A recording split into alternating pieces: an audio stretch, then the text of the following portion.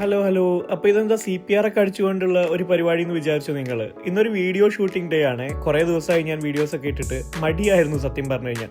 അപ്പോൾ ഇന്നത്തെ ഷൂട്ടിംഗ് വിശേഷങ്ങൾ കാണിക്കാൻ ഞാൻ നിങ്ങളെയും കൂടെ എൻ്റെ കൂടെ കൊണ്ടുപോകും. അപ്പോൾ ഷൂട്ടിങ്ങിന് വേണ്ട എല്ലാ സാമഗ്രികളുമായിട്ട് രാവിലെ പറഞ്ഞ സമയത്ത് തന്നെ നമ്മളവിടെ എത്തിയിട്ടുണ്ട്. ഇത് നഴ്സസിന്റെ ഓസ്കി എക്സാം ഒക്കെ പഠിപ്പിക്കുന്ന ഒരു ഇൻസ്റ്റിറ്റ്യൂട്ട് ആണ് കേട്ടോ.